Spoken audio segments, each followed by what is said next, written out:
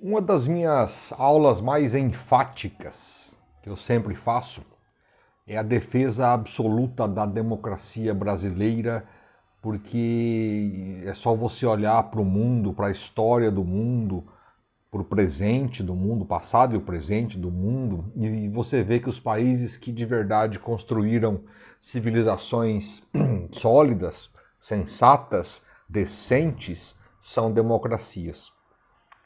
Isso é importante. Daí que eu faço essa defesa há muito tempo, digo para todo mundo que é a luta das lutas. Não há luta mais importante do que essa. E isso é bastante sério. Isso envolve uma série de questões, né?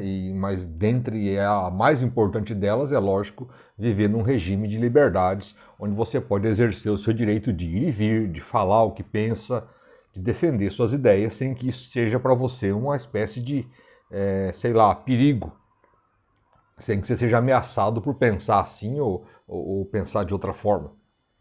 Essencialmente é disso que se trata, um regime de liberdades. Né? A democracia, sempre digo isso também, nunca está pronta e não é perfeita. Ela é um longo e doloroso processo de construção. Por que eu estou falando disso? Amanhã parece que vai ter na Câmara dos Deputados a votação do voto impresso. Esse assunto foi derrotado na comissão lá que analisava o caso. O presidente da Câmara parece que quer pôr em votação, ele pode fazer isso.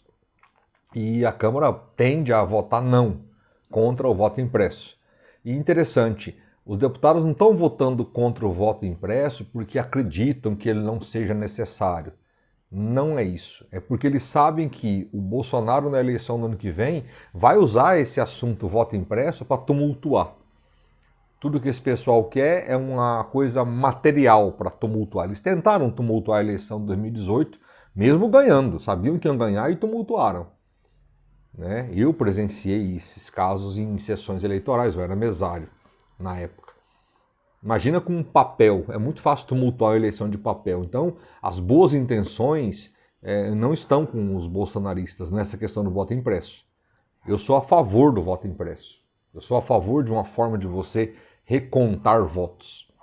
A urna eletrônica ela é auditável? É auditável, mas é auditável de acordo com que ela foi criada. Ela imprime um boletim, e esse boletim de cada urna, né, tem lá a totalidade dos votos de cada candidato, de cada partido.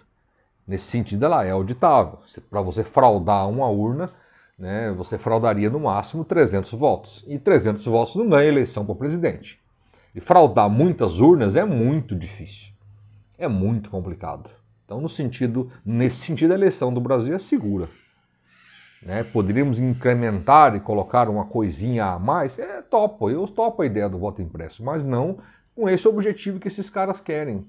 Se você não entendeu ainda que esse pessoal é golpista, paciência, mas são golpistas. Recentemente, os caras lá do mercado financeiro estão eu não acreditava que Bolsonaro poderia ameaçar a democracia. O Bolsonaro ameaça a democracia desde sempre. Desde sempre. Lá no final dos anos 90, quando era o governo Fernando Henrique FHC, ele dizia que o erro da ditadura foi no matar uns 30 mil. E era para começar, se tivesse uma ditadura no Brasil, ele era a favor, né? Para começar matando o FHC, que era o presidente da República eleito no primeiro turno. Um negócio bizarro. Ele sempre foi um golpista. É que ninguém nunca deu bola para aquelas loucuras dele. E aí, coube a Lava Jato destruir a política de uma forma, atingir a política com tanta força, criminalizar a política, a atividade política com tanta força, que todos os candidatos minimamente civilizados perderam um espaço de debate na eleição de 2018. E aí você teve só o voto ideológico, o voto de esquerda ideológico, na figura do Lula, ou do Haddad, que estava livre, né, solto lá, enfim, o Lula estava preso, e o voto ideológico à direita, que foi pro Bolsonaro. Né? Então, mas se você votou nele pensando em democracia, olha, você precisava ter tido um professor como eu, ou como outros vários professores que falam disso o tempo todo. A cultura democrática é um negócio que dá muito trabalho. E amanhã temos aí uma notícia interessante, vai ter uma manifestação, não, minto, passeata, sei lá. Não, uns tanques da Marinha vão fazer um exercício militar e vão lá entregar um convite para o presidente, porque hoje em dia ele precisa disso, né? Vai receber um convite, você precisa receber um tanque de guerra lá. Ah, aqui o convite. Pois é só uma simbologia. É uma pressão para cima do Congresso. Na história brasileira, quando militares desfilam, ou é 7 de setembro, ou é ameaça de golpe, ou é o próprio golpe. Né? Agora, no máximo, é uma ameaça de fato, né? Talvez aí só para criar umas imagens, para ficar distribuindo nos grupos de WhatsApp de bolsonaristas, né? O pessoal ficar compartilhando ali, a intervenção militar está chegando. Pois é. Sabe no que vai dar isso? Isso vai acabar dando em cadeia. A Constituição brasileira diz que se você contesta a democracia no sentido de acabar com ela, isso é crime. Defender uma intervenção militar é crime. Defender o ato institucional número 5, aquele lá de 68, né, que implementou de fato a ditadura no Brasil, é crime. É sério isso. Isso deveria dar cadeia. E esses militares que entraram no governo com a conversa de que iriam controlar o Bolsonaro, pelo contrário, o Bolsonaro é que os controlou. Talvez um só, não, né, que foi o general Santos Cruz, que saiu do governo em maio de 2019. Maio, junho, bem no começo, no primeiro semestre. Talvez o único general sério desse rolo todo aí foi ele, tenha sido ele. Isso é muito sério. Né? Agora vai ter um... Sério, os caras vão desfilar em Brasília amanhã com tanques de guerra, com blindados, vão lá em frente ao Palácio do Planalto entregar um convite para o presidente. Pô, não podia mandar um e-mail, um WhatsApp, um telefonema, ou manda pelo correio, né? Um convitezinho. Meu Deus, né? Mas enfim, diz que vai ter essa presepada lá. Aí a pergunta essencial é, em que democracia do mundo, democracia séria do mundo, uma coisa dessas acontece? Né? O uso da imagem das Forças Armadas para tentar relativizar a democracia brasileira. Esses caras tendem a tentar um golpe de Estado, a não ser que sejam freados de alguma forma. Né? Todos os militares concordam com isso? Lógico que não, mas nesse momento histórico, os que estão na cadeia de comando ou estão concordando ou estão se omitindo, o que de qualquer forma é muito grave. Envolver as Forças Armadas em política nunca deu certo, nem aqui, nem em lugar algum do mundo. Tanto é que em democracias civilizadas isso não acontece. A função das Forças Armadas numa democracia é o inimigo externo. Ah, mas elas não podem atuar aqui? Sim, podem, mas elas atuam de maneira, como é que se diz, subsidiária. Elas podem auxiliar as outras polícias em alguma missão, podem auxiliar a alguma missão do Estado, né? Tipo assim, tem uma enchente em tal lugar, então tem os bombeiros lá, mas os bombeiros não são suficientes, então vamos acrescentar lá os militares e seus soldados e, enfim, sua estrutura para ajudar. Mas isso é totalmente subordinado, eles não mandam em nada aqui dentro. Os militares não têm poder de mando dentro do território. Eles são subordinados aos outros 3 poderes, ou seja, ao executivo, ao legislativo e ao judiciário. Portanto, qualquer intenção deles de vou comandar... Não tem essa história. Daí que, normalmente, não se coloca generais ou coronéis ou sei lá o quê, especialmente da ativa piorou, não se coloca mesmo. Mas não se coloca militares em cargos civis, em democracias sérias. Mas então o militar não pode participar da democracia? Pode, vai para a reserva, deixa de ser militar e aí sai candidato ou vai participar do governo de alguma forma. Tem bons militares que fizeram isso. Não há problema nenhum nessa questão. A questão é usar a instituição para exercer algum tipo de poder. Aí não dá. Aí não funciona. Porque eles têm poder demais na mão, né? Além do poder, como qualquer pessoa tem, de cidadão, eles têm as armas. E aí como é que fica? Vão brigar com os blindados? Eu não topo. Eu não vou brigar com blindado, eu vou, fugir do blindado. É o que a maioria dos democratas fazem. Protestam tudo, mas não vão muito além disso. Né? Essa é uma questão muito séria que o Brasil vai ter que enfrentar. É preciso mudar a regra brasileira para exercer cargos de Estado. Uma delas é não coloque militares em cargos de poder civil. que você acaba dando para ele um duplo poder. O que ele já tem, como militar, como braço armado do Estado, e aí você dá um poder civil para ele. Isso é muito perigoso. Na história isso nunca deu certo. Vê se isso acontece nos Estados Unidos, ou na França, ou no Japão. Não acontece. Não há generais, ministros de Estado na Alemanha ou na Inglaterra. Então por que tem que ter generais aqui, ministro da Saúde? Como foi o Pazuello, o desastroso Pazuello, né? Responsável por tragédias e mais tragédias humanas nessa pandemia. É preciso pensar essa questão. O que se sabe até então ele vai usar esse desfile de blindados amanhã para pressionar o Congresso? Parece que vai, tudo indica que vai. Vai funcionar? Acho que não, acho que a Câmara não vai entrar nessa, vai votar lá o tal do voto impresso como querem votar e pronto. É provável, inclusive, segundo consta, que não vai aprovar o voto impresso. Né? E aí, vamos lá, né? Eu topo a discussão do voto impresso, eu acho até relevante, mas sério que essa é a pauta brasileira? Não é. A pauta brasileira hoje é a vacina, é a variante Delta que está matando gente em outros lugares. Né?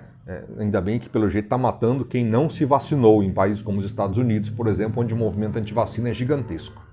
Aqui no Brasil, a maioria das pessoas está se vacinando, então talvez ela não aconteça. Mas as pautas são outras, né? É a fome que não insiste em não abandonar esse país. Nós somos campeões mundiais de produtividade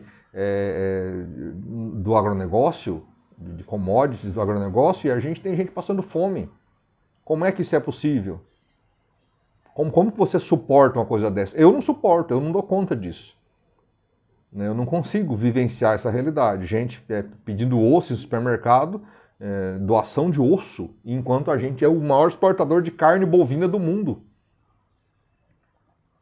Né? Enquanto a gente vê aí frigoríficos se transformando em grandes players globais do comércio mundial de proteína animal, seja de bovino, suíno ou de aves. O Brasil é líder desse negócio todo. Né? Estamos entre os maiores produtores de soja, de milho, de grãos, de várias outras, enfim. E tem gente passando fome. E a pauta brasileira é o voto impresso. Ora essa. Meu Deus. Devíamos estar discutindo outra coisa. Que tipo de país nós queremos? Qual é a política industrial que esse governo tem para nos apresentar, para recuperar a indústria brasileira, que está defasada tecnologicamente? Né? Qual é a política de saúde? Vamos produzir os insumos da vacina para não ficar dependente da China, igual ficamos aí um tempão? Porque não estamos investindo, não estamos priorizando os parques tecnológicos de saúde, de farmácia, de medicina? Que tal abrir mais cursos de medicina em mais cidades brasileiras, equipar laboratórios, gastar dinheiro com isso, porque isso é prioridade do país, ter mais médicos formados. Depois que os médicos do programa Mais Médicos diminuíram a quantidade, tem cidades que estão sem médico até hoje. E aí o cara vem que essa prioridade é o voto impresso. O cara tá com fome, tá sem remédio, tá sem médico, tem gente que morreu da pandemia sem respirador, sem oxigênio, e a prioridade é o voto impresso. Sério, não dá, assim não pode, assim não dá. Né? Temos que encontrar uma outra solução para isso, e a solução é abandonar esse senhor que nos governa. Esse senhor precisa ser abandonado, ele precisa entrar no devido lugar dele, que é a lata de lixo da história. É um governante horroroso. Ele não tem empatia nenhuma pelos brasileiros. Ele não sente a dor de ninguém. Ele não consegue se colocar no lugar de ninguém. É um sujeito que ri de pessoas que perderam amigos e parentes, enfim, familiares de Covid, que manda a gente parar de mimimi, que imita a gente sufocando na pandemia. Fora outras grosserias e impropriedades. Né? E o pior de tudo, é um governo incapaz de apresentar soluções. Soluções para a segurança pública? Nenhuma. Nenhuma. Soluções para a legislação brasileira em relação, por exemplo, às leis penais? Nenhuma. Nenhum projeto, nada. Nenhuma ideia. Soluções para diminuir a quantidade de pessoas que passam fome? Nenhuma solução. Nenhuma ideia. Eu estou aberto a ideias desde 2018, não tinha nenhuma lá. Né? Vamos ver o que acontece. Mas essa ameaça à democracia, isso não pode ficar impune. Não dá para tolerar esse tipo de coisa, isso é perigosíssimo. Né? Blindados desfilando em Brasília em sinal de ameaça ao Congresso que está votando uma pauta de interesse da sociedade.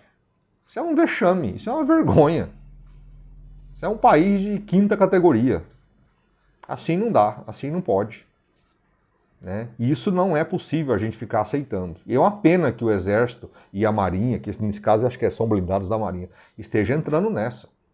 É uma pena de fato, porque isso vai manchar de verdade a história dos militares. Que tudo bem, já não é lá essas coisas, né? A história dos militares do Brasil, historicamente eles participaram de muitas presepadas. Golpes e mais golpes. Né? Mas espero que a gente não esteja vivendo aí o início de mais um processo golpista do Exército para esse senhor incapaz que nos governa virar o nosso ditadorzinho de quinta categoria, chinfrim, cafona, uma gente reacionária, que aliás, vou fazer um videozinho sobre isso, reacionário é o que esse governo é. É o contrário de ser conservador. Contrário não, é muito pior, né? É um lado ruim do conservadorismo. Existem boas pautas conservadoras.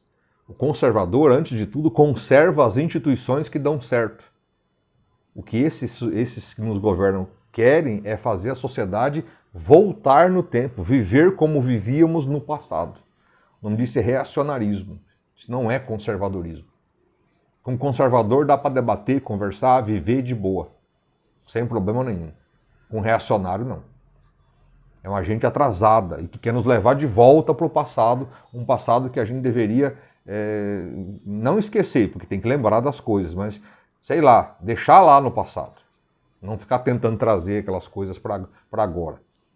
Tanque desfilando em Brasília. Isso não é bom, isso nunca foi bom, isso nunca deu em nada. Só piorou um país que já tem muitos problemas. É isso, eu espero ter contribuído para reflexões. Vamos lá, vamos em frente, vamos torcer para que amanhã não aconteça essa presepada, mas se acontecer a gente volta a comentar sobre o assunto. Valeu aí, até mais.